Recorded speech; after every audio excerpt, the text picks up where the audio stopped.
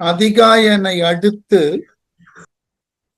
அந்த போர்க்களத்தில் ஒருவர் பின் ஒருவராக மரணத்தை தழுவுகிறார்கள் ராவணன் பக்கம். அந்த அடிப்படையில விரிஞ்சன் என்று சொல்லுதற்குரிய பிரம்மன், அந்த பிரம்மனினுடைய சிருஷ்டியாக வந்தவன், அவனையும் மிக எளிதான முறையிலே இலக்குவனோடு நின்ற ஒரு வானர வீரன் கொல்ல, அதனை தொடர்ந்து கம்பன் பேசுகிறார். வாய் கொண்டு சொற்றற்கு ஏற்ற வலி கொண்டு பலி உன் வாழ்க்கை பேய் கொண்டு வெல்ல வந்த பித்தனே மிடுக்கை பேணி நோய் கொண்டு மருந்து செய்யா ஒருவ நின் நோன்மை எல்லாம் ஓய்கின்றாய் காண்டி என்ன உரைத்தனன் இடபன் ஒல்கான். கம்பன் கிட்ட இருக்கக்கூடிய பல சிறப்புகள்ல ஒரு அழகான சிறப்பு, பல உயரிய தத்துவங்களை மிக எளிமையான ஓமையின் மூலமா விளக்கி விட்டு செல்லுவார். அதற்கு அவர் எடுத்துக்கொள்ளக்கூடிய முயற்சி நடைமுறையில இருக்கக்கூடிய மேற்கோள்களை கொண்டு மிகப்பெரிய தத்துவங்களை விளக்குவார். அது ஒரு தனி ஆற்றல்னே நான் சொல்லுவேன். ஏனென்றால் இவர் வாழ்ந்த காலத்துல சமயம் என்பது மிக பெரிய அளவுல வளர்ந்து சைவம் வைணவம் என்பன இரண்டும் மிக பெரிய அளவிலே வேரூன்றின காலம். அப்போ பல்வேறு விதமான விவாதங்கள், தத்துவங்களை பற்றின சிந்தனைகள், இவைகளை பற்றின விளக்கங்கள், இதற்கு உண்டான மாறுபட்ட கருத்துகள் போன்றன எல்லாம் பலரிடமிருந்து தோன்றி அவைகள் நூல்களாக உருவாக்கப்பட்டன. ஏற்கனவே நான் சொல்லியிருக்கேன், ஒரு கருத்தை மறுப்பதற்கு மறுப்புன்னு எழுதுவார்கள். இன்ன கருத்தினுக்கு மறுப்புன்னு நூல் எழுதப்படும். அந்த மறுப்பினுக்கு மறுப்புன்னு வேறு ஒருவர் எழுதுவார் மற்றொரு நூல். இப்படிப்பட்ட சிந்தனைகள் எல்லாம் செழிப்பாக வளர்ந்திருந்த காலம். அதனால கம்பன் இந்த இடத்துல ஒரு போர்க்களத்துல என்ன ஓமையை கொடுக்கிறார்னு பாருங்க. வாய் கொண்டு, வாயினால் சொற்றற்கு ஏற்ற சொல்லுவதற்கு ஏற்புடைய வலி கொண்டு, வலிமையை கொண்டு பலி உன் வாழ்க்கை பிறர் தரும் உணவை உண்டு வாழும் வாழ்க்கையை உடைய. வானரங்கள் எப்படி பிறரால் கொடுக்கப்பட்ட உணவை உண்டு வாழக்கூடிய வாழ்க்கையா. பேய் கொண்டு வெல்ல வந்த பித்தனே, பேய்களை கொண்டு வெற்றி பெற வந்த பித்தன். ஏன்னாக்க இந்த பூதம் பேய் என்பனவற்றினுக்கு பிறரால் தரப்படக்கூடிய படையல் மூலமா தான் உணவு போய் சேரும். கொஞ்சம் நினைவு பண்ணி கொள்ளுங்கள். யாகம் அல்லது வேள்வி என்றெல்லாம் செய்கிறோம் அல்லவா, அவைகளை ஏன் தொடர்ந்து செய்ய வேண்டும் என்று வேதம் விளக்குகிறது என்றால், ஒவ்வொன்றினுக்கும் உரியதோர் அதி தேவதை உண்டு என்பது வேத நம்பிக்கை. ஞாபகம் வச்சுக்கணும். அதனாலதான் தொடக்கத்துல வேதத்தை என்ன செய்தார்கள், எவைகளெல்லாம் இயற்கையிலே இவர்களுக்கு அச்சத்தனை தந்தனவோ, பயத்தை தந்தனவோ, அவைகளுக்கு எல்லாம் இவர்கள் தெய்வத்தன்மையை கொடுத்தார்கள். கடுமையாக பொழியக்கூடிய மழையை வருணன் என்றார்கள். அடித்து வீசும் காற்றை வாயு என்றார்கள். வானவெளியில தோன்றக்கூடிய இடி மின்னலை எல்லாம் இயமன் என்றார்கள். அதே போல ஒருவன் மரணிக்கிறான் என்பதை அந்த மரணத்தினுக்கு உரிய தேவதையாக யமனை வைத்தார்கள். இந்த மாதிரி தேவதைகளை கொண்டுதான் இந்த உலகமானது உருவாக்கப்படுகிறது, முறையாக நிர்வகிக்கப்படுகிறது. இந்த நிர்வாகத்தினுக்கு உரிய ஒரு தலைவன் உண்டு. அவனுக்கு பேரு பிரஜாபதினு பேர். பழைய வேதங்கள் எடுத்து பார்த்தீர்கள் என்றால் பிரஜாபதி தான் மேலானவன். பின்னர் சிவம் வைணவம்ன்ற சிந்தனை வந்ததற்கு பிறகு இந்த இரண்டு இறைவர்களுக்கு கீழாக பிரஜாபதி வரும். அதனாலதான் நமக்கு சிவனுடைய வரலாறை எடுத்தீர்கள் என்றால் சிவன் தன்னேர் இல்லாத தலைவனாக மாறி அவன் கீழ பிரஜாபதியாக பணியாற்றக்கூடிய தக்ஷன், அதனால அவன் கோபம் கொண்டு தன் மகளை சிவனுக்கு தரமாட்டேன் என்கிறார். இது அன்னைக்கு இருந்த ஒரு பவர் பாலிடிக்ஸ், அவ்வளவுதான். இது வேதங்கள்ல சொல்லப்பட்ட செய்தி. அதனால இவ்வாறு இந்த இயற்கையினுடைய இருப்புகளுக்கு அவைகளை நீங்கள் மகிழ்வோடு வைத்துக் கொள்ள வேள்வி செய்து வேள்வியில அவிஸ் கொடுக்கணும்.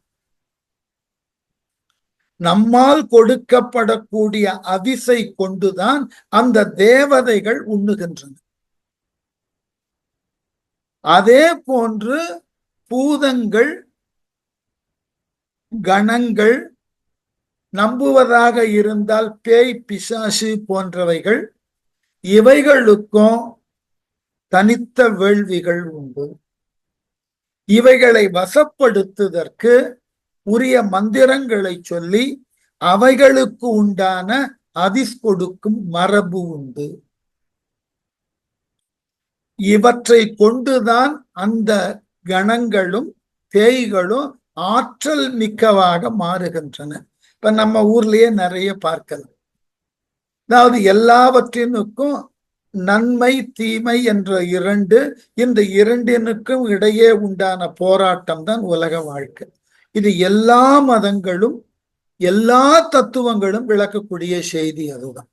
அதாவது இந்த ஆங்கிலத்துல சொல்லுவது போல குட் அண்ட் ஈவில், இவைகளுக்கு இடையே தோன்றக்கூடிய போட்டி தான் இந்த இரண்டினுக்கு இடையே தோன்றக்கூடிய ஆற்றல் கோட்பாடு தான் உலக வாழ்க்கை.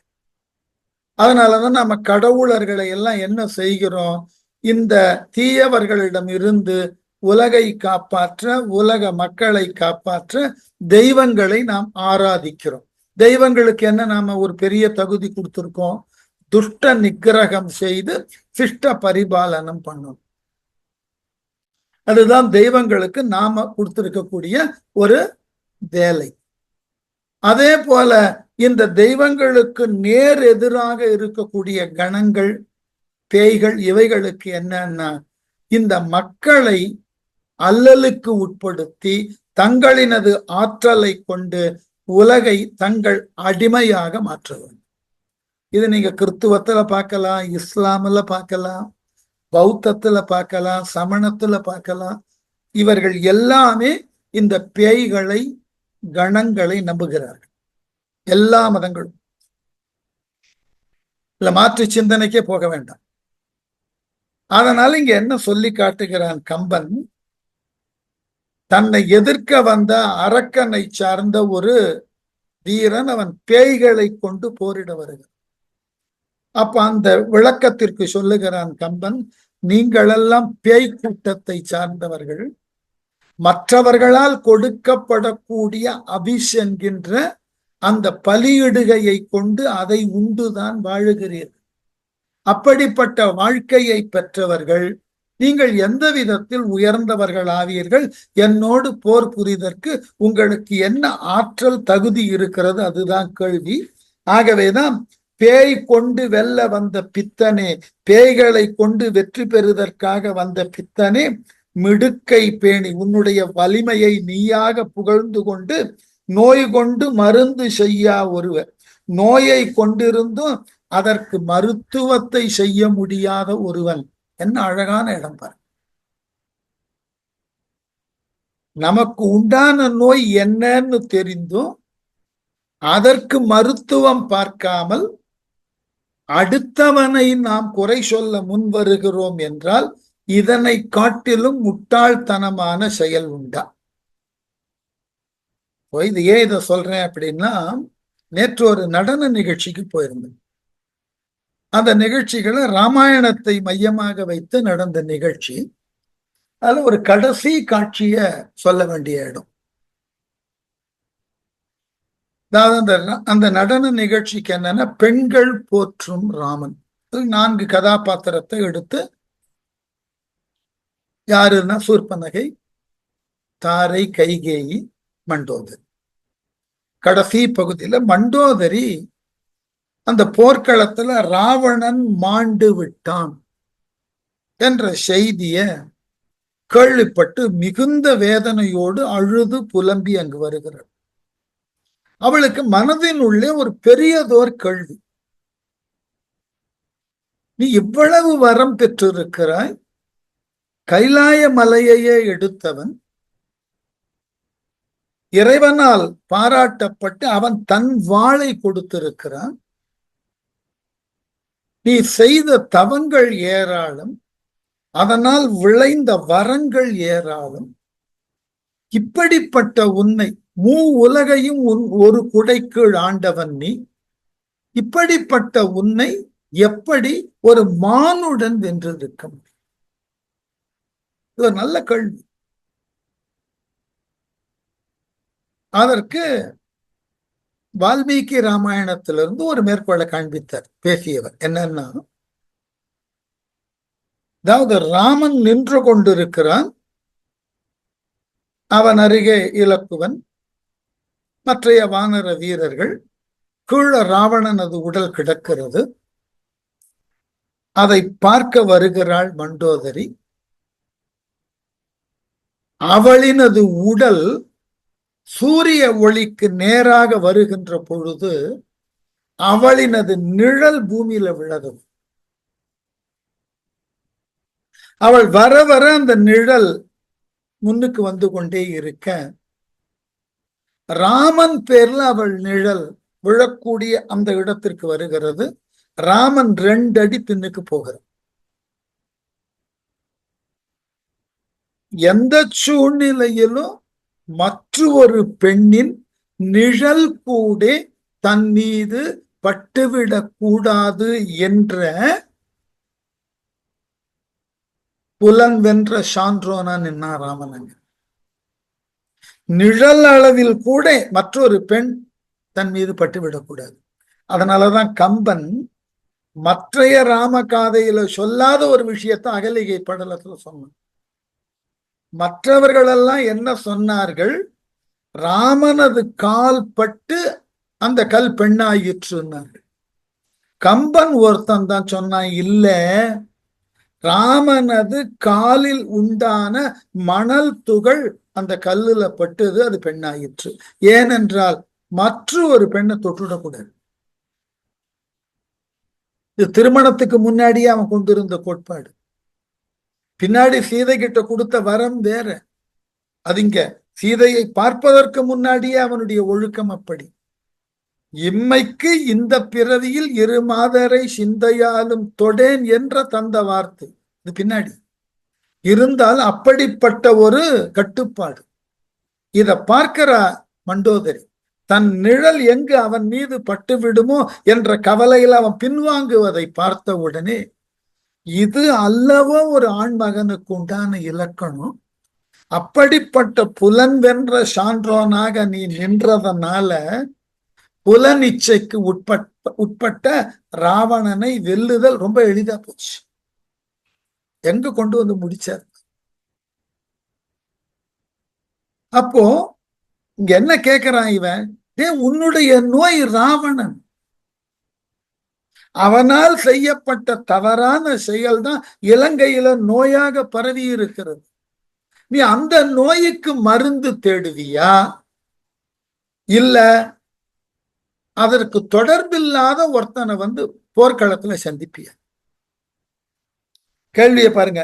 நோய் கொண்டு மருந்து செய்ய ஒருவன், நோயை உடலிலே கொண்டிருந்தோம் அதற்கு தேவையான மருத்துவத்தை செய்ய முடியாத ஒருவன். உன் நாட்டுல நோய் பரவுனதற்கு காரணம் உன் மன்னன் ராவணன். அவனுக்கு முதல்ல மருந்தை கொடுத்து சீதை மேல் இருக்கக்கூடிய பற்ற நீக்க சொல்லு. அதை செய்யறதுக்கு உனக்கு துப்பு இல்லை. ஆனால் ராவணன் ஏவினான்னு பூதகணங்களோடும் பேய்களோடும் என்னை எதிர்க்க வந்திருக்கிற என்ன முட்டாள்தனம் என்று கேட்டு, நின் நோன்மை எல்லாம் உன் வலிமை எல்லாம் ஓய்கின்றது, இப்பொழுது ஓயும் பார் என்று சொல்லி காண்டி அதனை காண்பாயாக என்று இடபன் என்ற குரங்கு தலைவன் ஒல்கான் தளர்ச்சி அடையாமல் தன் முன்னே வந்த அந்த அசுர வீரனை பார்த்து சொன்னான். சொல்லி முடிச்ச உடனே, ஓடுதி என்ன ஓடாது உரைத்தியேல் உன்னோடு இன்னே ஆடுவன் விளையாட்டு என்ன அயில் எயிற்று அரக்கன் அம்பொன் கோடு ஒரு வயிற போர்வில் காலொடு புருவம் போட்டி ஈடு உற இடபன் மார்பத்து ஈரைந்து பகழி எய்தான். இடபன் இவ்வளவு சொல்லியும் எதிர்த்து நிற்கக்கூடிய அரக்கன் கவலையே கொள்ளாமல், எப்படி பயமத்தன்னு பேர், அவன் பேரு என்ன சொல்றான், அயில் எயிற்று அரக்கன் வேல் போல அயில்னா வேல், வேலினை போன்று கூர்மையான பற்களை பெற்றவனாகிய பயமத்தன் என்ன சொன்னான், ஓடுதி என்ன, நான் ஓடிப்போய் என்று சொல்ல ஓடாது உரைத்தியல். நான் ஓடிப்போன்னு சொல்றேன் இடபனே, நீ ஓடாமல் என் முன்னாடி நின்று வீரவசனமா பேசிக்கொண்டிருக்கிறாய், என்னை எதிர்க்க துணிந்து விட்டாய் அல்லவா. இப்பொழுது பார், உன்னுடன் உன்னோடு இன்னே இந்த நிமிடமே விளையாட்டு ஆடுவன். போர் செய்வேன்னு சொல்லல, பழைய காலத்துல போருக்கே விளையாடல்னு தான் பேரு, பின்னாடிதான் அது மாறி போயிற்று. பழைய காலங்கள்ல போர்க்களத்துல அந்த ஆட்டு என்ற சொல் ரொம்ப பொது சொல். போர்க்களத்துல விளையாடுதல் என்று சொன்னால் போர்க்களத்துல எதிரி படையினை ஊடுருவி வாழ் கொண்டோ வேல் கொண்டோ வீசுது, அதுக்கு பேரு விளையாட்டு. பின்னாடிதான் அது என்னாச்சு, இந்த கேம் என்ற ஒரு சொல்லுக்கு பிணையான சொல்லாக தமிழ்ல விளையாட்டை பயன்படுத்திட்டு. அதனால இப்ப நான் உன்னை எதிர்த்து இடபனே, உன்னை எதிர்த்து பயமத்தன் ஆகிய நான் என் விளையாட்டை ஆரம்பிக்கிறேன் பார், போர் செய்யக்கூடிய ஆற்றலை காட்டுகிறேன் பார் என்ன என்று சொல்லி, அம்பொன் கோடு ஒரு வயிற போர்வில் அழகிய பொன்னால் செய்யப்பட்ட மேருமலையை போன்ற உறுதி வாய்ந்த ஒரு வில்லை எடுத்து காலோடு புருவம் கோட்டி முனைகளோடு தன் புருவத்தையும் வளைத்தான். அவ்வளவு கோபம். இந்த வில்லை வளைத்து நான் இயற்றிய அதே நேரத்துல கோபத்தினால் தன் புருவத்தினையும் வளைத்து ஈடு உற வலிமை மிக இடபன் மார்பத்து, இடபனுடைய மார்பிலே ஈரைந்து பகழி, ஈரைந்து 10 அம்புகளை எய்தான். யாரு, வயமத்தன்.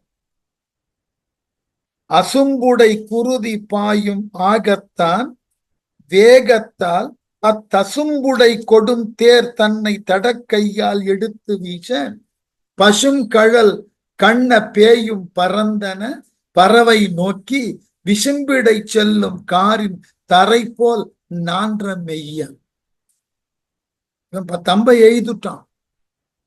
அந்த கண நேரத்துல அவன் என்ன செய்தான், இந்த வயமன் வந்த தேரை எடுத்து பிடித்து வானம் நோக்கி வீசினான். வானர பக்கத்தில் இருந்த வீரனாகிய இடபன் எப்படி, அசும்புடை குருதி பாயுமாகத்தான். அசும்புன்னா ஊற்று, இந்த சொல்லெல்லாம் ரொம்ப அழகான சொல். நிலத்திலிருந்து நீரானது கொப்பளித்து மேலே வர்றதுக்கு ஊற்றுன்னு பேர். இந்த வயமன் எய்த 10 அம்புகள் இடபன் மார்புல பட்டு குருதியானது கொப்புளித்து ஊற்று போல வெளியே வருகிறோம். அப்படிப்பட்ட மார்பை உடைய வயமன் எய்த அம்பினால் இடபன் தளருவான்னு எதிர்பார்த்தான். ஆனா இடபன் என்ன செய்தான், ரத்தம் கொட்ட கொட்ட அந்த நிலையில இருந்த இடபன் வேகத்தால் விரைவோடு அத்தசும்புடை கொடுந்தேர் தன்னை, தசும்புன்னா கலசம், தேருக்கு மேல கலசம் வைத்திருப்பார்கள், கலசம் அமைந்த பெரிய தேரை தடக்கையால் எடுத்து வீச தன் வலிய ஏற்கனவே பார்த்தோம், அந்த தேரானது பல 100 பேய்களால் இழுத்து வரப்படக்கூடிய தேர்னு பார்த்தோம். இந்த பேய்களோடு தேரையும் ஒருங்கே பற்றி தூக்கி வானவெளியில வீசினா இடபன். அந்த தேரும் வான் நோக்கி பறந்தது, அதை இழுத்து வந்த பேய்களும் வான் நோக்கி பறந்ததான். பசுங்கழல் கண்ண பேயும் அந்த தேரிலே பூட்டப்பட்டிருந்த பசுமையான கழற்சிக்காய் போன்ற, கழற்சிக்காய்னாக்க பழைய காலத்துல 5ஆங்கல் 7ஆங்கல் நாடுவாங்க இல்லையா, அதற்கு கல்லுக்கு பதிலாக இந்த காயை பயன்படுத்துவார்கள். பச்சை நிறத்துல இருக்கக்கூடிய கழற்சிக்காய், கொழிஞ்ச காணுவார்கள். அந்த அளவுக்கு பெரிய அளவுல கண்ணு இருக்கக்கூடிய அந்த பேய்கள் அந்த ஓரளவுக்கு பசுமையா இருக்கக்கூடிய கொய்யாக்காயை நினைவு வைத்துக் கொள்ளுங்கள். இந்த பேய்களின் கண் பசுமையா அந்த கொய்யாக்கா போல உருண்டு இருக்கக்கூடிய கண்கள். அப்படிப்பட்ட கண்களை உடைய அந்த பேய்களும் அந்த தேருமாக 1000 பேய்களும் பறவை நோக்கி பறந்தன. கடலை நோக்கி, பறவைனா கடல், கடலை நோக்கி போய் விழுந்தன. விசும்பிடை செல்லும் காரின் தரை போல் அந்த தேரின் மேல் இருந்த வயமத்தன் விண்ணிலே பறக்கக்கூடிய மேகம் போல பறந்து கொண்டிருந்தான். மேகம் போல நான்ற மெய்யான் தொங்குகின்ற உடலை உடையவனா கண நேரத்துல தான் ஆகாயத்துல பறந்ததும் தன்னுடைய தேரும் அதன் கண் பூட்டப்பட்டிருந்த 1000 பேய்களும் கடல்ல போய் விழுந்ததும் நிமிஷ நேரத்துல நடந்தது. வானத்துல அப்படியே தொங்குறான், என்ன நடப்பது என்று தெரியாமல். தேரோடும் கடலில் விழுந்து சிலையும் தன் தலையும் எல்லாம் நீரிடை அழுந்தி பின்னும் நெருப்பொடு நிமிர வந்தான். பாரிடை குதியா முன்னம் இடமனும் பதக நீ போய் ஆரிடை புகுதி என்ன அந்தரத்து ஆர்த்து சென்றான். தேரோடும் கடலில் விழுந்து தான் ஏறி வந்த தேரும் அதனை இழுத்து வந்த பேய்களும் கடலில் விழுந்ததை பார்த்த வயமன் சிலையும் அவனது வில்லும் தன் தலையும் எல்லாம், தன் தலையும் பிறவும் எல்லாம் நீரிடை எழுந்தி, வானத்துல தொங்கின்றிருந்தவன் அப்படியே கடல்ல அவனும் விழுந்தான்.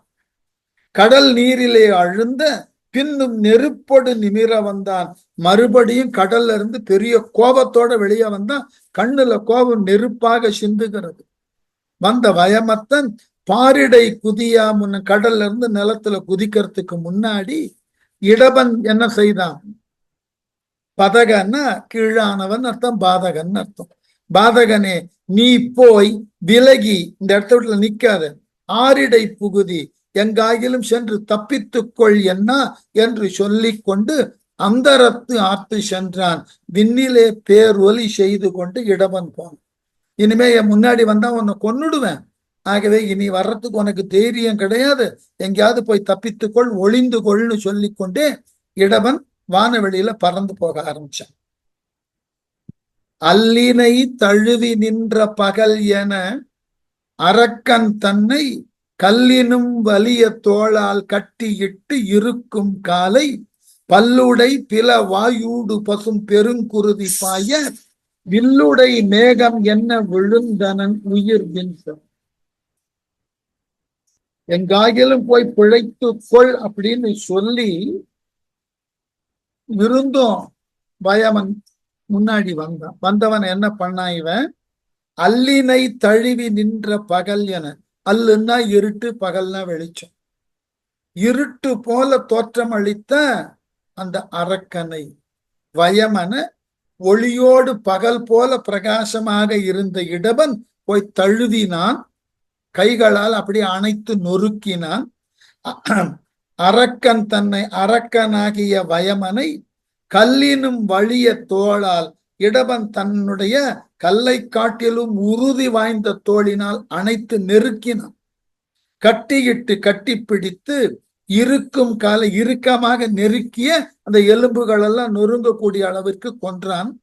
நெருக்கி பல்லுடை பில வாயூடு, பல் பொருந்திய குகை போன்ற வாயின் வழியாக, வாயு குக பற்கள், பசும் பெரும் குருதி பாய, பசியன ஃப்ரெஷ்ன்னு அர்த்தம்.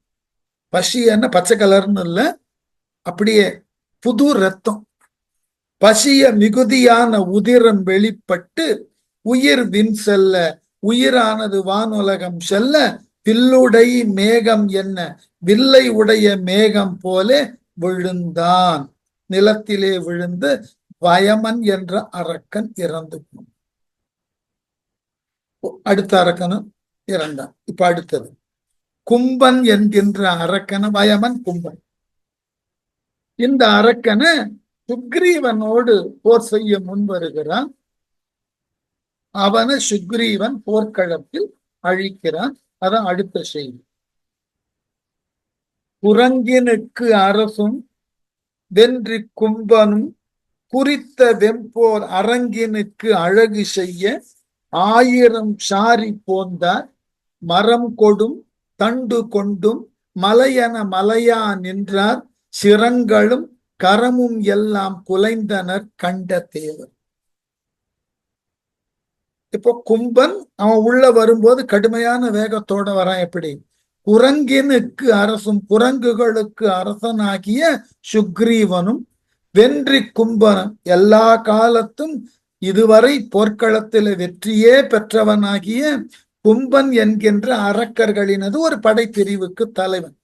குறித்த வெம்போர் அங்கு குறித்து செய்யப்பட்ட கொடிய போர் அரங்கினுக்கு அழகு செய்ய. என்ன அழகான வார்த்தை பாருங்க. நடக்கிறது போர், அந்த போரை பார்க்கறதுக்கு அழகா இருக்கு. உண்மை. நம்ம நினைக்கிறோம் போர்க்களம்ன்றது ஒரு அருவருக்கு தகுந்த அச்சம் தரக்கூடிய ஒரு இடம் இல்லை. முறையாக போர் செய்தால் அந்த போர் என்பது காணுபவர்களுக்கு ஒரு கவர்ச்சியை தரக்கூடியது போர்க்களம். அது நாம பிற்காலத்துல இப்ப நவீன தொழில்நுட்பங்களை கொண்டு போர செய்வதனால நமக்கு இந்த போர்க்களங்கள் எல்லாம் கொடுமையா காட்சி அளிக்கிறது. பழைய காலங்கள்ல ஒவ்வொருவரும் தாங்கள் கொண்ட பயிற்சி, தங்கள் கையில இருக்கக்கூடிய ஆயுதங்களாகிய வாளோ வேலோ கதையோ இவைகளை கொண்டுதான் போர் செய்வார்கள். அதற்கு அவர்கள் எடுத்துக்கொள்ளக்கூடிய முயற்சி, அதற்கு அவர்கள் வலது இடதாக செல்லக்கூடிய சாரி முறை, அந்த ஆயுதங்களை லகுவாக கையாளும் முறை, இதெல்லாம் பார்ப்பதற்கு ஒரு கலை நுணுக்கமான காட்சி போல தோன்றும். இந்த பார்க்கணும்னா ஒரு இலக்கியத்துல பரணின்னு ஒரு இலக்கியம், அந்த இலக்கிய எல்லா பரணியிலையும் நான் சொல்லக்கூடிய பகுதி இருக்கு. களம் பாடியதன், அதாவது போர் நடந்து கொண்டு இருக்கும். அந்த போர் இப்ப பாக்குறோம் இல்லையா கம்பராமாயணத்தை, அது போல களம் போர்க்களத்தினை பாடுவார்கள். ஒவ்வொரு வீரனும் எப்படியெல்லாம் போர் செய்தார்கள், அந்த காட்சியை ரொம்ப அற்புதமாக ஒவ்வொரு இலக்கியவாதியும் அமைத்து காட்டுவாங்க. அது ஒரு அரிய கலை, போர்க்கலை. இப்போ ஒன்றும் வேண்டாம், இப்ப நம்ம நாடுகள்ல எல்லாம் பல போட்டிகள் நடத்துகின்றார்கள் அல்லவா. அது மாதிரி அம்பு எறியும் போட்டி இருக்கு, ஆர்ச்சரி, துப்பாக்கி சுடும் போட்டி இருக்கு. இத ஒரு குறிப்பு சொல்லணும்னு ஒரு ஆசை, சொல்லிட்டு இருப்பேன், ஞாபகம் இருக்கு, சொல்லி இருக்கிறேன், இருந்தாலும் அது வேண்டாம். இந்த போட்டிகள்ல இலக்கு நோக்கி அவர்கள் அம்பை எய்வதும் இலக்கு நோக்கி துப்பாக்கியால் சுடுவதும், அந்த போட்டியை நீங்க பாருங்கள், தெரியும் அதுல இருக்கக்கூடிய கலை நுணுக்கம். அந்த இலக்கினுடைய மைய புள்ளியில அனாயாசமாக அம்பு பாயும். நம்மால இயல்பா ஒன்றுமே வீட்டுல நமக்கு தேவை கருதி ஆணி அடிச்சிருப்போம் இல்லையா. எங்கேயாவது ஒரே மாதிரி அந்த ஆணி பேர்ல சுத்தியலை கொண்டு அடிச்சிருக்கோமான்னு பாருங்க. என்ன தூரம் அந்த ஆணிக்கும் சுத்தியலுக்கும் இருக்கிற தூரம்? ஒரு 4 அங்குலத்திலிருந்து 6 அங்குல இடைவெளி இருக்குமா? அந்த இடைவெளியில கண்ணுக்கு முன்னாடி பக்கத்துல தெரிகிற ஆணியோட தலையில இந்த சுத்திய நேரா அடிச்சோமான கிடையாது.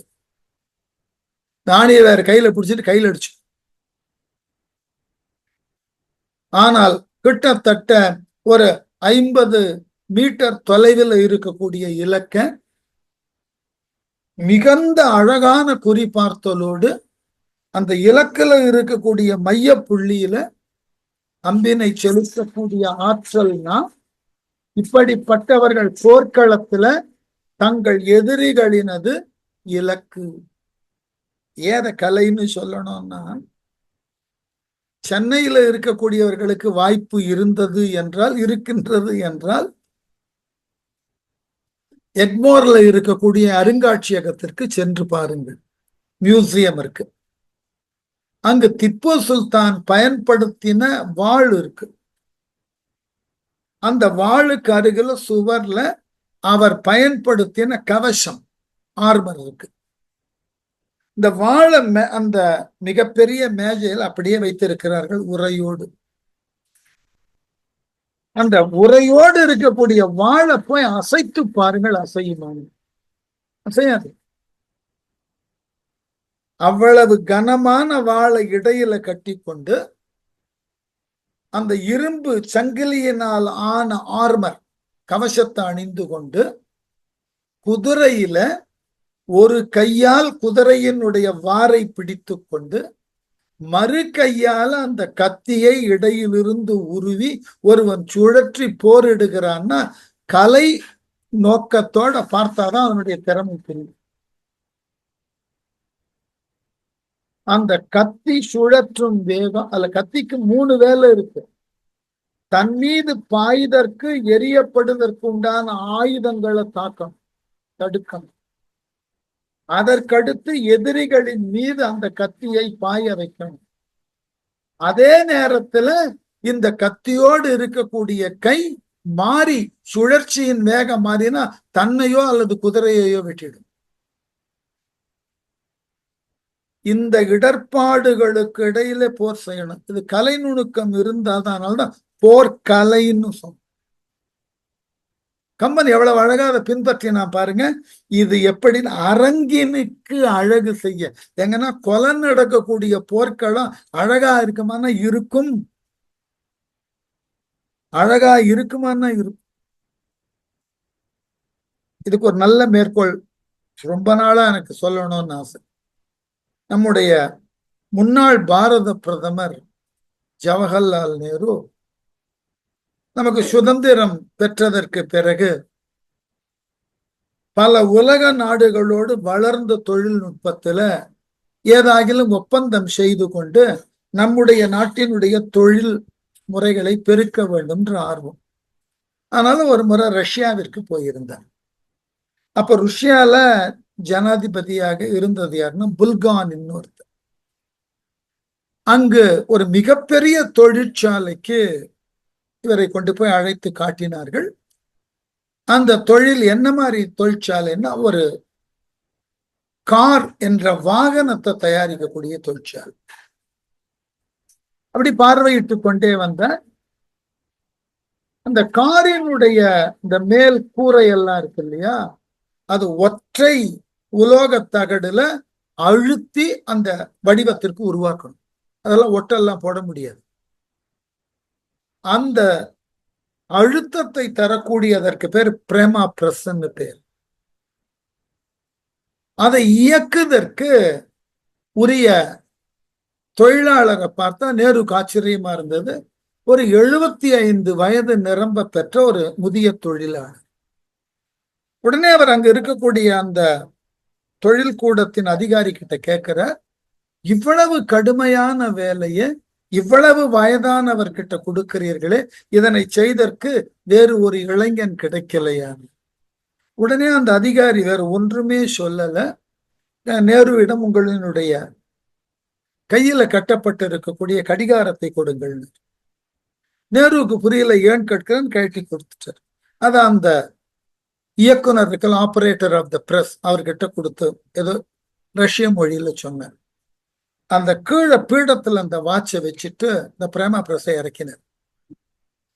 பல ஆயிரம் டன் உடைய இந்த பிரஸ் அது. அப்பதான் இந்த காரினுடைய மேல் கூரை அந்த ஷேப்போட அழுத்தி எடுக்க முடியும், அவ்வளவு எடை உள்ளது.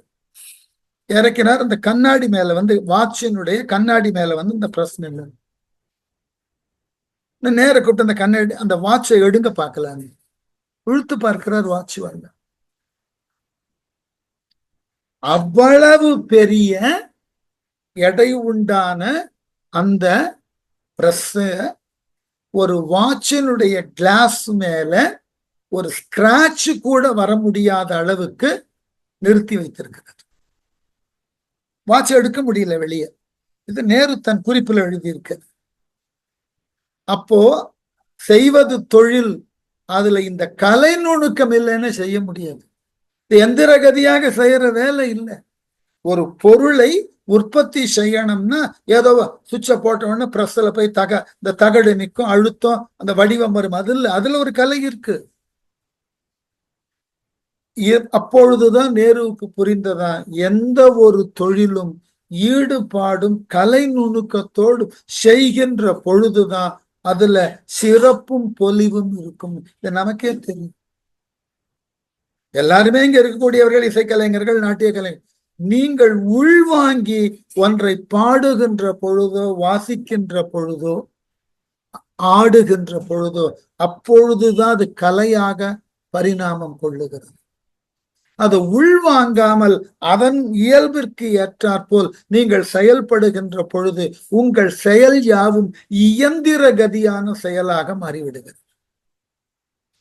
அதனால்தான் நான் வேடிக்கையாக நடன கலைஞர்களுக்கெல்லாம் சொல்லுவேன், எனக்கு இசை பற்றின பெரும்பாலான அறிவெல்லாம் கிடையாது. நடன கலைஞர்கிட்ட சொல்லுவேன், நீங்கள் ஆடுவதை முதலில் நீங்கள் ரசிக்க கற்றுக்கொள். எடுத்துக்கொண்ட பாட்டு பதமோ வர்ணமோ ஏதோ ஒன்று, அதன் கண் உண்டான பொருள், அது எவ்வாறு அமைக்கப்பட்டிருக்கிறது, அதனை எவ்வாறு அந்த ஆசிரியர் விளக்குகிறார் என்பதை எல்லாம் நீங்கள் உங்கள் அடிப்படையான ரசிக உணர்வினால் புரிந்து கொள்ளுங்கள். நீங்கள் சுவையுங்கள். நன்கு சுவைக்க தெரிந்தவனால் தான் நல்ல பொருளை தர முடியும். அது சமையலானாலும் சரி, நாட்டியமானாலும் சரி, இசையானாலும் சரி, ஓவியமானாலும் சரி. நீங்கள் ரசிக்க முடியாததை பிறர் ரசிக்க தரவே முடியாது. போர்க்களமும் அப்படிதான். அதனால எழுதிய நான் கம்பன், அரங்கினுக்கு அழகு செய்ய அப்போர்க்களத்தினுக்கு அழகை செய்ததான் எது? கும்பனும் சுக்ரீவனும் செய்த போர். 1000 சாரி போந்தார் 1000 முறை எனும் அளவினுக்கு வலது சாரி இடது சாரியாக இருவர். அது ஒரு பெரிய கலை. எத்தனை பேர் இயல்பாக இந்த விம்பிள்டன் போட்டிகள்லாம் நடக்கும்போது பார்த்திருப்பீர்கள். கொஞ்சம் பார்த்திருந்தவர்களுக்கு நினைவு இருந்தால் கொஞ்சம் உங்கள் மீள்பார்வைக்கு ஒரு குறிப்பு. ஒருவர் பந்த சர்வீஸ் போடுவார், அதற்கு நேர் எதிர் திசையில இருக்கிறவர் பாருங்க, பேஸ் லைன்ல, அதாவது அந்த கோர்ட்டினுடைய கடைசி கோடு போட்ட இடத்துல வெளியே நின்றுப்பார், சும்மா நிக்க மாட்டார். அந்த கால்களானது அப்படி துடித்து கொண்டே நிற்கும். ஏனென்றால் பந்து எந்த இடத்துல பூமியில் படும், எந்த திசை நோக்கி திரும்பி மேல் எழும், இத துல்லியமாக கவனிக்கணும். வேகமா அந்த இடத்துக்கு போகணும். அப்ப ஒரு இடத்துல நின்றது போல அவரால் இருக்க முடியாது. ஒரு நல்ல பரதநாட்டிய கலைஞன் ஒரு தட்டிமெட்டு போடுற மாதிரியே இருக்கும். கூர்ந்து கவனிகள், அதுல இருக்கிற அழகு புரியும். என்ன காரணம்னா அப்பொழுதுதான் அவரால் வேகமாக அந்த பந்து எழக்கூடிய இடத்துக்கு போக முடியும். அதே போல அவர்கள் பந்த 1 கோடிக்கு மறு கோடி அடிக்கிறத ராலின்னுவார்கள். இது ஒரு பெரிய கலை. பந்த குறுக்காக செலுத்துதலும் அதை மீட்டு அனுப்புதலும் அது பார்க்கணும். நம்ம பார்க்கின்ற பொழுதே நமக்கே ஒரு அளவிற்கு சோர்வு ஏற்படும். அவர்கள் அந்த சோர்வு அவர்களை ஆட்கொண்டு வாய் விட்டு சத்தமிட்டு கொண்டு இந்த பந்து அடிப்பார்கள். முடியாது, ஏன்னா அது ஆடியே ஆகணும். அதுதான் வலது சாரி இடது சாரி. அந்த கோர்ட்டில் வலது பக்கத்துல இருந்து வேகமா இடது பக்கம் வரணும். அப்பொழுதுதான் அந்த பந்தை சந்திக்க முடியும். அது ஒரு பெரிய கலை. இதிலெல்லாம் இன்றைக்கு மிகப்பெரிய கலைஞர்கள் இருந்தார்கள் டென்னிஸ்ல. ராலியிலேயே எதிரிகளை வீழ்த்திடும். இவனுக்கு இருக்கக்கூடிய உடல் வலு, இவனுக்கு இருக்கக்கூடிய அந்த மூச்சு பயிற்சி, இதை கொண்டு இடைவிடாமல் வலது இடது வலது இடதுன்னு பந்தை வேக வேகமாக அனுப்பி அனுப்பி எதிரில் இருக்கிறவங்க சோர்வடைய வச்சு. அது போல இந்த போர்க்களத்துல 1000 முறை கும்பனும் சுக்ரீவனும் வலது சாரி இடது சாரியாக அலைந்தார்கள். இதை ரொம்ப வேற விதமா அழகா பார்க்கணும்னா, நமக்கெல்லாம் இப்போ அண்மை காலங்கள்லாம் கொஞ்சமா தெரிஞ்சது புரூஸ்லியோட படங்கள்லாம். புரூஸ்லி அங்கேயாக ஒரு சண்டை போடுற காட்சியை பாருங்க. அவர் காலை மட்டும் கவனிங்க. அடிப்பது என்னமோ கையால். இந்த கால் எந்த அளவுக்கு துடித்து கொண்டு இருக்கும். இதுக்கு பேர் தான் சாரி போகுதல்னு பேர். இது ரெஸ்லிங்ல பார்க்கலாம், மல்யுத்தத்துல பார்க்கலாம், வில்லுல பார்க்கலாம். இந்த சாரிகளுக்கு ஏற்ப அவர்கள் செலுத்தக்கூடிய குதிரையையும் யானையும் கூட பழக்கி இருப்பார்.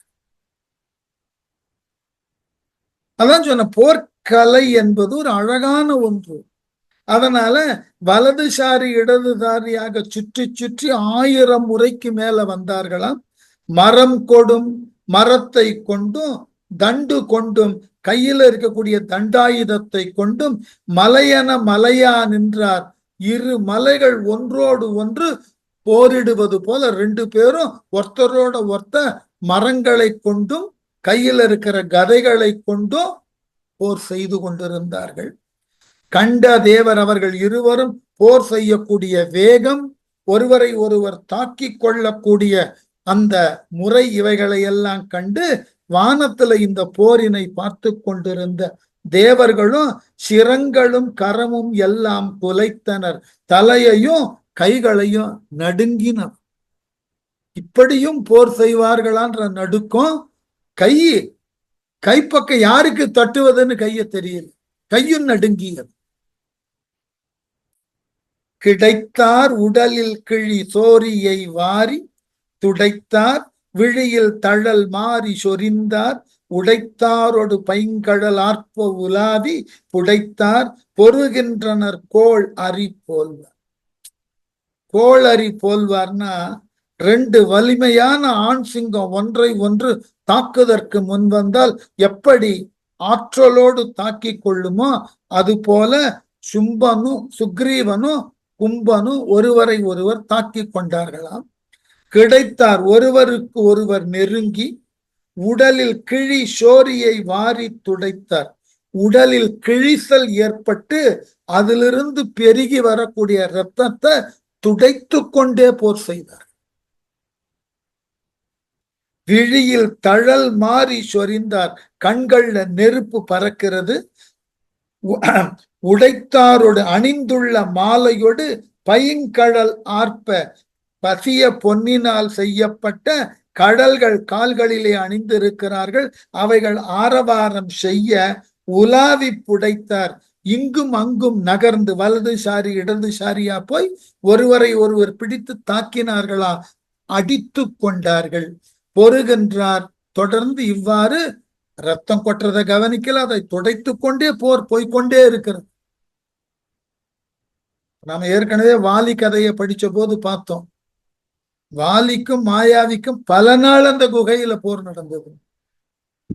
ஒருவருக்கு ஒருவர் சளைக்காமல் பல நாட்கள் தொடர்ந்து போர் செய்திருக்கிறார். அதனால இந்த போர்க்களத்துல கும்பனும் சுக்ரீவனும் இவ்வாறு ஒருவரை ஒருவர் தாக்கி கொண்டு கடுமையான முறையில போர்.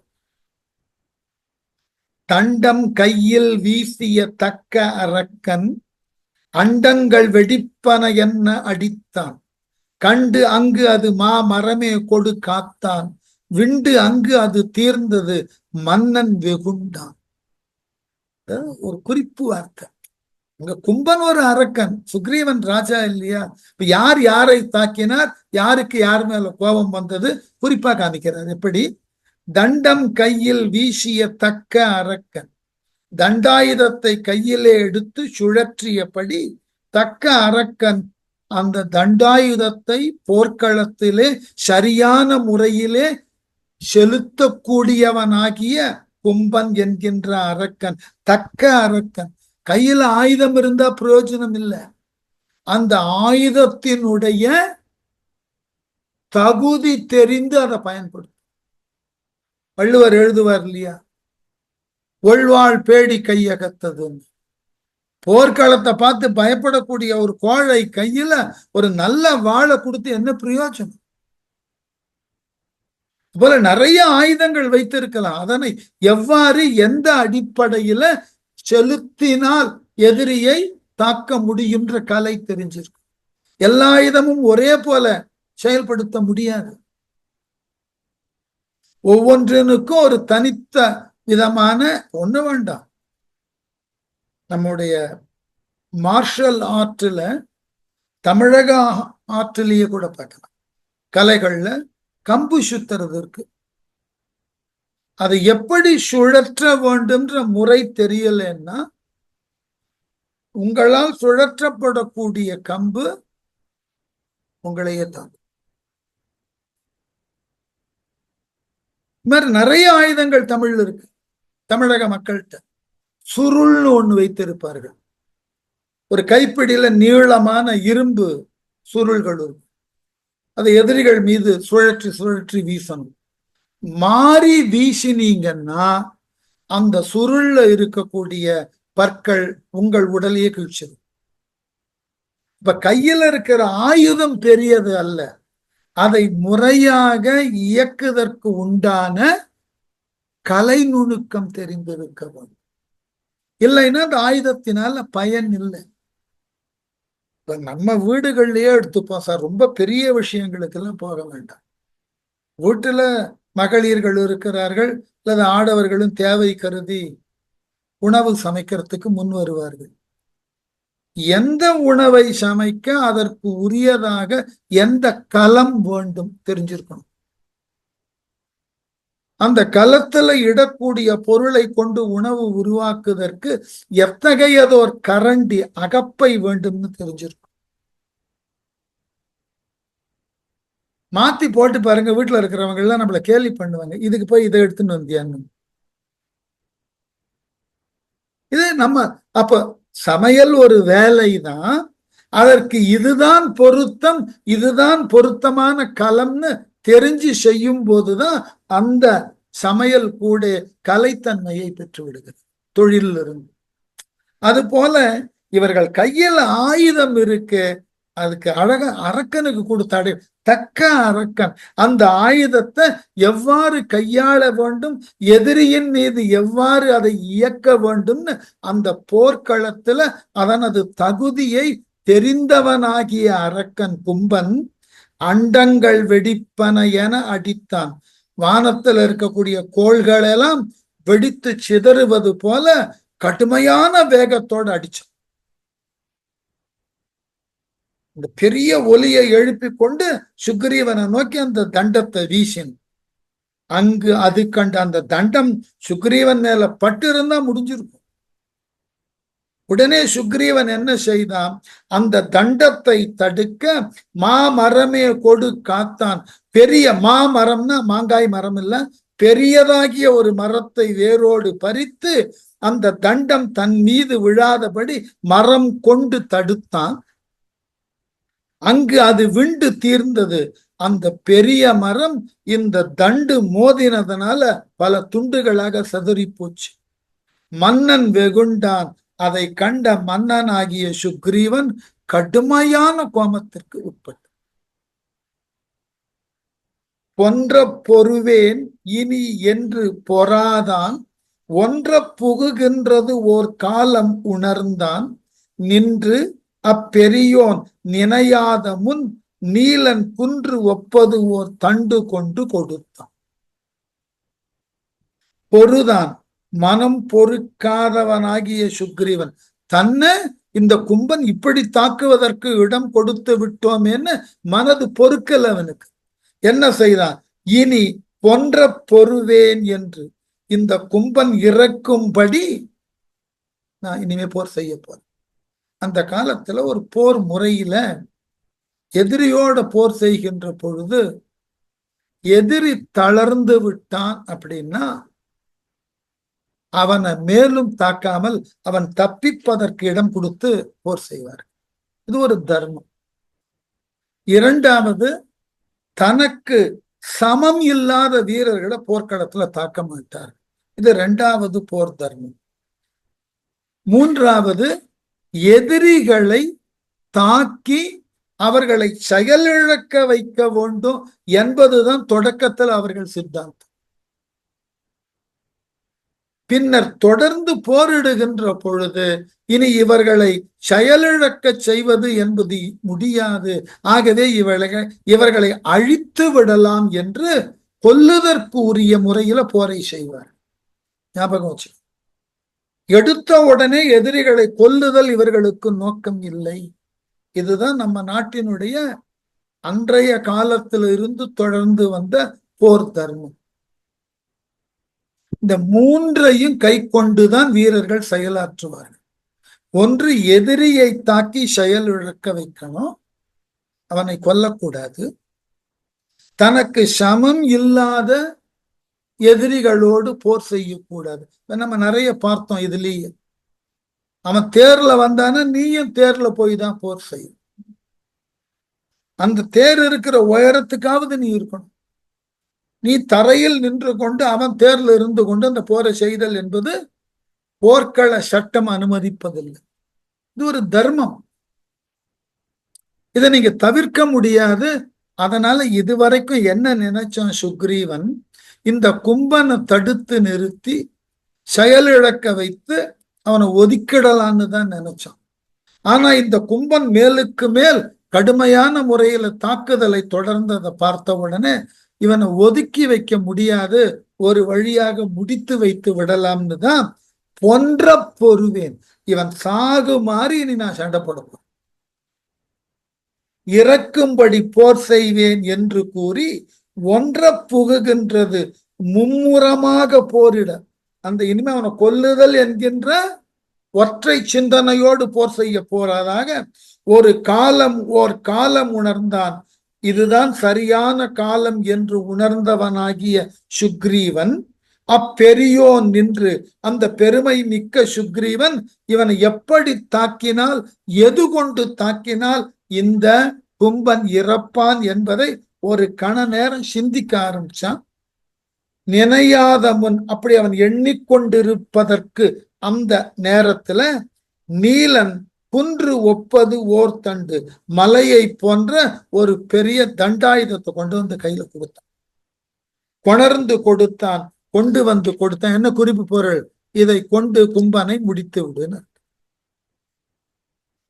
அத்தண்டு கொடுத்தது கை கொடு அடைத்தான், மன்னிக்கணும் அடைந்தான், ஒத்த அண்டமும் மண்ணும் நடுங்க உறுத்தான், பித்தன் தட மார்படு தோள்கள் பிளந்தான், சித்தங்கள் நடுங்கி அரக்கர் திகை. கொடுத்தது அத்தண்டு, நீலன் கொணர்ந்து கொடுத்த அந்த பெரிய மலை போல இருக்கிற தண்டை கையில வாங்கினான், கைக்கோடு அடைந்தான், கையில கொண்டு அதை அப்படி தூக்கி லகுவா இருக்கான்னு பார்த்துண்டா சுழற்றுதற்கு பார்த்து சுக்ரீவன் அண்டமும் மண்ணும் ஒத்து நடுங்க உறுத்தான், வானுலகமும் மண்ணுலகமும் சேர்ந்து நடுங்கக்கூடிய அளவுல கோபம் கொண்டு பெரும் குரல் எடுத்து பித்தன் வெறி கொண்டவனாக தன் எதிரே போர் செய்து கொண்டிருக்கக்கூடிய கும்பனின் தட மார்பொடு தோள்கள் பிளந்தான். அந்த கும்பனின் மார்பையும் 2 தோள்களையும் ஒரே அடியில பிளந்தான் சுக்ரீவன். அரக்கர், இதை கண்ட அரக்கர்கள் சித்தங்கள் நடுங்கி திகைத்தார், மனம் நடுங்கி திகைத்து போனார்கள். கும்பனுக்கு இப்படி ஒரு கதி வரும்னு அவர்கள் எதிர்பார்க்கவே இல்லை. ஒரே அடி, கும்பனது தோள்கள் பீந்து போயின, மார்பு நொறுங்கி போயிற்று, இறந்து போன. அடி உண்ட அரக்கன் அருங்கனல் மின்னா, இடி உண்டது ஓர் மால் வரை என்ன விழுந்தான், முடியும் இவன் என்பது ஓர் முன்னம் வெகுண்டான், ஒடியும் உன் தோள் என மோதி உடன்று. அடி உண்ட அரக்கன், சுக்ரீவனால் அடிக்கப்பட்ட அரக்கன் கும்பன், அருங்கணல் மின்னா, அவனுடைய கண்கள்ல நெருப்பு மாதிரி மின்னல் தெரித்ததாம், மின்னலை போல் நெருப்பு தெரிக்க, இடி உண்டது ஓர் மால் வரை என விழுந்தான், இடியால் தாக்கப்பட்ட ஒரு பெரிய மலை கீழே சிதைந்து விழுவது போல விழுந்தான். இவன் முடியும் என்பது ஓர் முன்னம், இவன் இறந்து முடிவான் என்று கருதுதற்கு முன்பே வெகுண்டான் சினம் கொண்டவனாய், உன தோள் ஒடியும் என சுக்ரீவனை பார்த்து, உனது தோள் இப்பொழுது ஒடியும் என்று கூறி மோதி உடன்றான், மோதி போரிட்டான். என்ன வீரம்! இந்த தோள் முறிந்த நிலையிலும் உன்னை நான் இப்பொழுது விடப்போவதில்லை பார் என்று கீழே விழுந்தவன் கண நேரத்துல எழுந்து சுக்ரீவனோட தோல்ல மோத ஆரம்பிச்சு. தோளில் புடை உண்டு அயர் சூரியன் மைந்தன், தாளில் தடுமாறல் தவிர்ந்து தகைந்தான், வாளி கடுவல் விஷயால் எதிர் மண்டி ஆழித் தொழில் அன்னவன் மார்பின் அறைந்தான். அடிக்கடி சொல்லுவேன், கம்பன் ஒரு நேர்மையான கவி. இவ்வளவு பெரிய ஆபத்தை கும்பனுக்கு ஏற்படுத்தின உடனே கும்பன் கீழே விழுந்துருவா, எழுந்திருக்க மாட்டான்னு தான் நினைச்சான் சுக்ரீவன். விழுந்தவன் சட்டுன்னு எழுந்தான். எழுந்தவன் தோல்ல ஒரு அடி கொடுத்தான். சுக்ரீவன் தடுமாறி போனான். எப்படியா? தோளில் புடை உண்டு கும்பனால் தோளிலே அடிக்கப்பட்ட அயர் சூரியன் மைந்தன், சூரியன் மகனாகின சுக்ரீவன் வருந்தினானாம். தாளில் தடுமாறல் தவிர்ந்து தன் முயற்சியில் தடுமாறுதலை தவிர்க்க ஆரம்பிச்சான். அடிச்ச வேகத்துல இவனுக்கு கொஞ்சம் தடுமாற்றம் வந்தது. வாளி கடுவல் விஷயால் அம்பு போன்ற கடுமையான வேகத்தோடு எதிர் மண்டி தகைத்தான். அந்த கும்பனுக்கு எதிரே நெருங்கி சென்று ஆழித்தொழில் அன்னவன் யாழியினது வீரம் போன்று ஆற்றல் உடைய சுக்ரீவன் அந்த கும்பனுடைய மார்பின் அறைந்தான். மார்புல ஒரு பெரிய அறைய விட்டு இவன் தடுமாறினா தன்னை சுதாகரித்து கொண்டு கும்பன் அரைஞ்சான். அடி 1000 கோடியின் மேலும் அடித்தார். முடிவு ஆனவன் யார் என வானவர் மொய்த்தார். இடியோடு இடி கிட்டியது என்ன, இரண்டும் பொடியாயின தண்டு பொருந்தினர் புக்கர். யாரு வெற்றி பெற்றா, யாரு யார தாக்கி கொண்டு இருக்கிறான்னு வானத்துல இருக்கிற தேவர்களுக்கும் தெரியலை. 1000 அடி 1000 கோடியின் மேலும் 1000 கோடிக்கு மேலாக அடி அடித்தார். தண்டாயுதத்தால் ஒருவரை ஒருவர் தாக்கி கொண்டார்கள் வானவர் தேவர்கள். முடிவு ஆனவர் யார் என, இதுல யார் யாரை தாக்கினார்கள், யார் இறக்க போகிறார்கள் தெரியல. மொய்த்தார், நெருங்கி அந்த போற கூர்மையாக கவனித்தார்கள். இரண்டும் தண்டு, 2 தண்டுகளும் இடியோடு இடி கிட்டியது என்ன, இடியோடு இடி மோதியது போல பொடியாயின, ஒன்றை ஒன்று தாக்கி துகள்களாயின. பொருந்தினர் புக்கார், சண்டை போட்டு கொண்ட இருந்த இருவரும் தடி ஆயுதம் போயிற்று, மற்போர்ல இறங்கினர். மத்த சின மால் களிறு என மலைந்தார், 10 திசையும் செவிடு எய்தின. பல்கால் தத்தி தழுவி திரள் தோள் கொடு தள்ளி குத்தி தனி குத்து என மார்பு கொடுத்த. மத்த சினமால் களிறு என, சுக்ரீவனும் கும்பனும் 2 பேரும் மதமும் கோபமும் கொண்ட 2 பெரிய ஆண் யானைகள் மோதுவது போல ஒருவரை ஒருவர் தாக்கி கொண்டார்கள். 10 திசையும் செவிடு எய்தி, 10 திசைன்னு 8 திசை மேல் கீழ். இந்த ஓசையினால கேட்பவர்கள் காது செவிடாயும். பல்கால் தத்தி தழுவி பலமுறை பாய்ந்து பாய்ந்து ஒருவரை ஒருவர் நெருங்கி திரள் தோள் கொடு தள்ளி தங்களினது திரண்ட தோள்களினால் ஒருவரை ஒருவர் முட்டி தள்ளி குத்தி ஒருவரை ஒருவர் கரங்களால் குத்தி கொண்டு தனி குத்து என தனியாக குத்துவா என்று மார்பு கொடுத்தார். எங்க குத்திப்பாரு என் மார்புல, மார்பை காண்பித்து கொண்டு விடைத்து எதிர் நின்று சண்டை போடுற. தனியாக குத்துவா என்று மார்பு கொடுத்தார். அடுத்தவர்க்கு மார்பினை காட்டி, எங்கு உன் ஆற்றலை காட்டு, என்னை குத்தி கீழே சாய்ன்னு ஒருவருக்கொருவர் மார்பை காட்டி எதிரிகளை வம்புக்கு இழுத்தார். நிலையில் சுடரோன் மகன் வன்கை நெருங்க கலையில் படு கம்மியர் கூடம் அலைப்ப உலையில் படு இரும்பு என வன்மை ஓங்க மலையின் பிளவுற்றது தீயவன் மார்பு. என்ன அழகான ஓமை பார். நிலையில் இவ்வாறு ஒருவரை ஒருவர் தாக்கி கொள்ள குத்தி கொள்ள, இந்த நிலையில சுடரோன் மகன், சுடரோன் சூரியன், அவன் மகன் சுக்ரீவன், வன்கை நெருங்க வலிமை உடைய கை நெருக்கி குத்தியதினால் கலையில் படு கம்மியர், தமக்கு உரிய தொழிலை நன்கு பயின்ற, கம்மியர்னா இரும்பு தொழில் செய்யறவன், நெருப்புல இரும்பை காட்டி காட்டி அடிக்கிறான்ல சம்மட்டி கொண்டு, கூடம் அலைப்ப சம்மட்டி மோதுவதால் இரும்பு மேல பழுக்க காய்ச்சின இரும்பு மேல சம்மட்டி விழுந்தா எப்படி இருக்குமோ, உலையில் படு இரும்பென அவ்வாறு உலைக்களத்துல சம்மட்டியால் தாக்கப்படக்கூடிய இரும்பு போல இருந்த கும்பன் வலிமை கெட அவனது ஆற்றலானது அழிய தீயவன் மார்பு, தீயவனாகிய அந்த கும்பனுடைய மார்பு மலையின் பிளவுற்றது. மலை பிளவுற்றதை போல ரெண்டாக பிளந்து போயிற்று. கும்பன் கீழே விழுந்தான், இறந்தான். செய்வாயிகள் என்று அவன் நின்று சிரித்தான். ஐவாய் அரவம் முளை புக்கன ஐயன் கைவாய் வழி சென்று அவன் ஆறுயிர் காக்க பைவாய் நெடுநாவை முனிந்து பறி. அந்த மார்பை பிளந்துட்டான். மார்பு பிளந்த நிலையில கும்பன் கீழே விழறான்.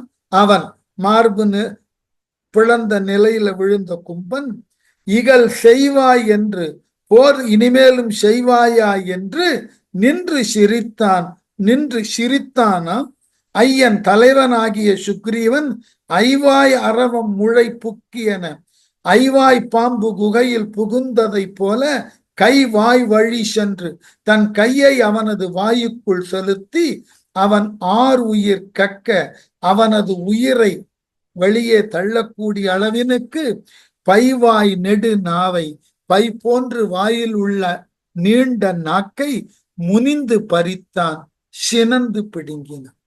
எப்படி அலறி கொண்டு இருக்கிறான் அந்த கும்பன். இனிமே என்கிட்ட சண்டை போட வருவ என்று சொல்லி அவனுடைய வாயினுள் கையை விட்டு அவன் நாக்கினை இழுத்து பறித்து வேரோடு அந்த நாவினை பிடுங்கி எறிந்து அந்த கும்பனை அழித்தான். ஆகவே கும்பன் சுக்ரீவனால் அழிக்கப்பட கும்பனுடன் தோன்றியவனாகிய நிகும்பனை அங்கதன் அழிக்க காத்திருக்கிறான். அதை அடுத்த வகுப்புல தொடரும்.